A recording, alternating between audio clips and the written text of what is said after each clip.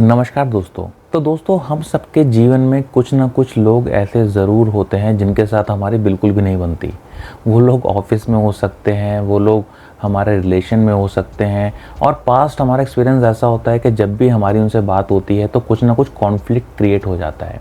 पर दोस्तों, क्या होता है ना कि स्पेशली ऑफिस में या इवन रिलेशन में अगर ऐसे कॉन्फ्लिक्ट क्रिएट होते हैं तो चाहे दूसरे इंसान का बिहेवियर ठीक नहीं होता, बट हमको भी एक गलत नज़र से देखा जाता है।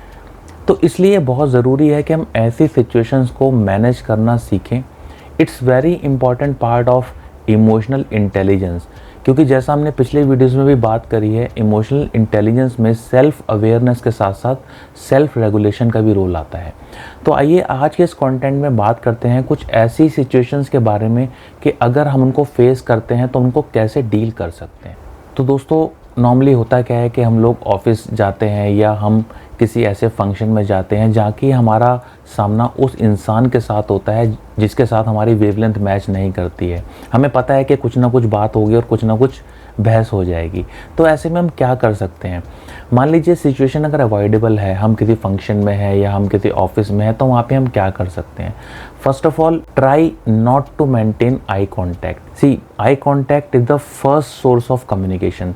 तो अगर हम आई कॉन्टैक्ट अवॉइड कर सकते हैं तो कम्युनिकेशन आगे नहीं बढ़ेगी। दूसरा, हम फिजिकल डिस्टेंस मेंटेन कर सकते हैं। अगर हम ऑफिस में हैं तो हम अपनी सीट थोड़ी दूर कर सकते हैं, या हम किसी अगर फंक्शन में हैं तो हम उस इंसान से थोड़ी दूरी बना सकते हैं। इफ़ एट ऑल अगर हमारा आई कॉन्टैक्ट हो भी जाता है तो maintain smile on your face and have positive और न्यूट्रल बॉडी लैंग्वेज, क्योंकि see as we all know that body language is 80% of communication. तो अगर हमारी बॉडी लैंग्वेज अग्रेसिव होती है तो वो सामने वाले को नज़र आती है।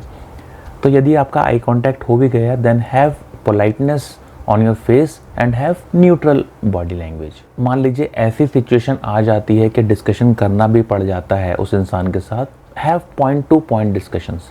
Don't ever discuss on those topic जहाँ पे कि पास्ट में आपके साथ कुछ ऐसा कॉन्फ्लिक्ट हुआ है, क्योंकि वो ट्रिगर्स होते हैं किसी कम्युनिकेशन में। अगर वो चीज़ आएगी तो हो सकता है वापस से एक कॉन्फ्लिक्ट अराइज हो जाए। इतना सब कुछ होने के बाद अगर हम अपनी इमोशंस को इतना अच्छे से मैनेज कर सकते हैं तो आई एम क्वाइट श्योर कि वो सिचुएशन नहीं आएगी कि आपका एक कॉन्फ्लिक्ट क्रिएट हो ऐसी सिचुएशन में। दूसरी सिचुएशन ये है कि हम एक कार के अंदर हैं या हम एक रूम के अंदर हैं और उससे सामना हमारा होना ही है और कोई तरीका नहीं है। मैंने अभी रिसेंटली एक मूवी देखी, द डिप्लोमेट। वो मूवी बहुत ही शानदार मूवी है। आई रिकमेंड कि आप भी उस मूवी को ज़रूर देखें।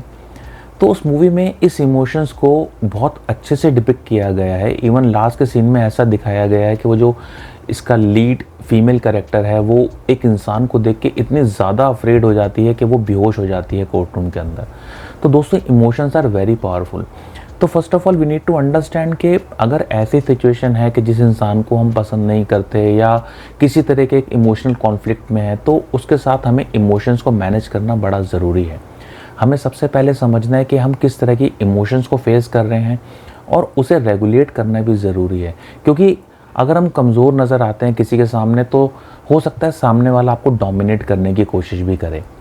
तो अगर आप ऐसी सिचुएशन में हैं तो try to be neutral, avoid making eye contact. हम क्या कर सकते हैं? हम अपने फ़ोन में ध्यान दे सकते हैं जिससे कि हमारा उस इंसान के साथ आई कांटेक्ट ना हो, या हम किसी थर्ड पर्सन को कम्युनिकेशन में इंगेज कर सकते हैं जिसके साथ हम बात करें तो हमारा उस इंसान से पाला ही ना पड़े उस कम्युनिकेशन में। तो दोस्तों, अगर ऐसी सिचुएशन में आपको उससे बात करनी भी पड़ती है तो हैव न्यूट्रल और positive body language. Always remember कि peace is the most important thing we can have in our life.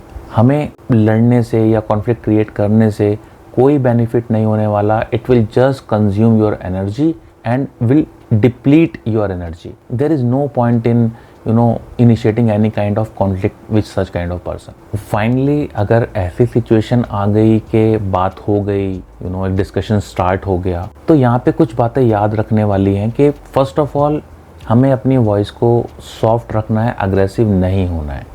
हमें उन टॉपिक्स पे बात नहीं करनी है जिसकी वजह से पास्ट में हमारा कॉन्फ्लिक्ट हुआ है। अगर आपको लग रहा है कि बात बढ़ रही है, कुछ डायलॉग्स के बाद बात आगे बढ़ गई है और चीज़ें रिजॉल्व नहीं हो रही हैं, then do take exit from that place. It's a most simple thing to resolve any issue. See, हर डिस्कशन या हर डायलॉग का मतलब ये नहीं है कि उसे हमें ही जीतना है। हमें ये याद रखना है because we are emotionally intelligent, लड़ाई से कोई फ़ायदा नहीं है। It's better to take exit from that place and be peaceful. आप याद रखिए कि ऐसा ज़रूरी नहीं कि सारी लड़ाइयाँ हमें जीतनी है, कभी कभी silent is the best defence. तो दोस्तों, ऐसे लोग हर जगह होते हैं और ऐसे लोगों को अवॉइड करना ही बेस्ट सॉल्यूशन होता है। और याद रखिए, आप अपनी कामनेस, पेशेंस, स्मार्टनेस और इमोशनल इंटेलिजेंस से ही ऐसे लोगों से बच सकते हो और उनके इफेक्ट को अपने ऊपर कम कर सकते हो। अदरवाइज़ क्या होगा कि आप ऐसे सिचुएशन में पड़ेंगे तो आप भी एक ऐसे स्पायरल, एक ऐसे लूप में जाएंगे जो कि आपकी मेंटल हेल्थ के लिए ठीक नहीं है। तो दोस्तों, याद रखिए कि अपनी पीस सबसे इम्पॉर्टेंट चीज़ है। जब भी आप किसी ऐसी सिचुएशन में फंसें तो आप इन टिप्स को याद रखिए और अपनी इमोशंस को वॉच करते रहिए, क्योंकि उनको रेगुलेट करने से ही आपको ऐसी सिचुएशन से बाहर निकलने का रास्ता मिलेगा। तो दोस्तों, अगर आपको ये कंटेंट पसंद आया हो तो आप इसको लाइक करें, इस वीडियो पे कमेंट दें कि आप अपनी लाइफ में क्या चेंजेस लाएंगे और अपने उन दोस्तों के साथ ज़रूर शेयर करें जो इस टॉपिक में इंटरेस्टेड हो। आपने इस वीडियो को अंत तक देखा, उसके लिए बहुत बहुत धन्यवाद। मिलते हैं अगले वीडियो में।